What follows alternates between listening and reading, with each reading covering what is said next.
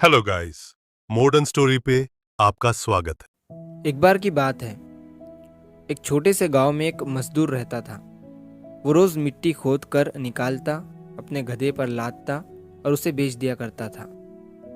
तो एक बार जब वो मजदूर मिट्टी खोद रहा था, तो मिट्टी खोदते खोदते उसे उस मिट्टी में से एक कीमती हीरा मिलता है। लेकिन उस मजदूर को नहीं पता था कि वो बहुत ही कीमती हीरा है। तो उसने उस हीरे को अपने गधे के गले में बांध दिया।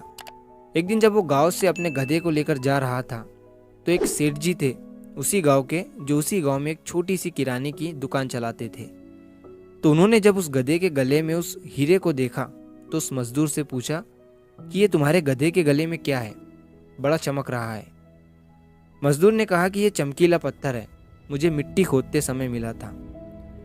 अब सेठ जी को वो चमकीला पत्थर पसंद आ जाता है और सेठ जी उस मजदूर से उस चमकीले पत्थर को 50 रुपए में खरीद लेते हैं और वो उस चमकीले पत्थर को अपने दुकान के तराजू पर लगा देते हैं। अब जो भी सेठ जी की दुकान पर आता, उस चमकीले पत्थर को देखकर उसकी बहुत तारीफ करने लगता।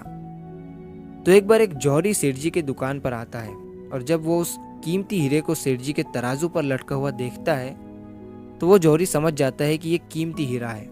वो सेठ जी से पूछता है कि ये क्या है और इसे आपने तराजू पर क्यों लटकाया हुआ है। सेठ जी उस जौहरी से कहते हैं कि ये एक चमकीला पत्थर है, मैंने एक मजदूर से 50 रुपए में खरीदा था।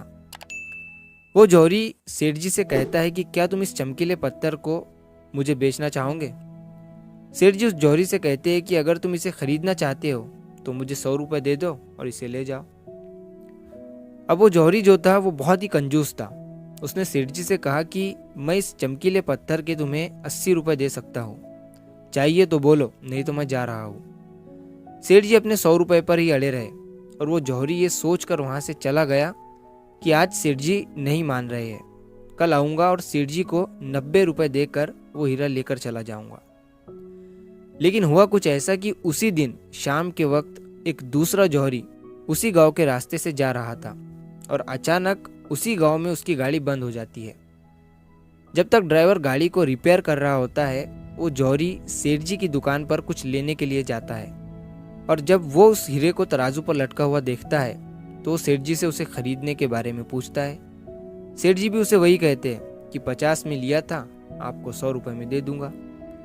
वो जौहरी बहुत होशियार था, उसने एक सेकंड भी वेस्ट नहीं किया और तुरंत सेठ जी को 100 रुपए देकर वो हीरा लेकर वहां से चला गया। अब जब दूसरे दिन पहला जौहरी सेठ जी की दुकान पर आया और जब उसकी नज़र तराजू पर पड़ी, तो उसे वो हीरा वहां नहीं दिखा। उसने सेठ जी से पूछा कि वो चमकीला पत्थर कहाँ गया।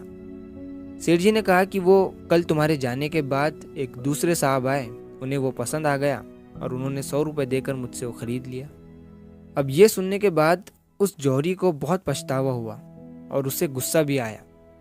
तो उसने गुस्से में सेठ जी से कहा कि तुम कितने बड़े बेवकूफ़ हो, वो कोई चमकीला पत्थर नहीं था, बल्कि वो बेशकीमती हीरा था और तुमने उसे 100 रुपए में ही दे दिया।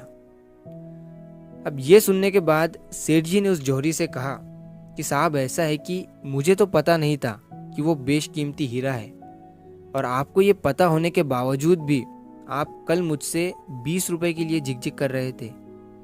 तो मुझसे बड़े बेवकूफ़ तो आप हैं जिन्होंने 20 रुपए के लिए एक कीमती हीरा खो दिया।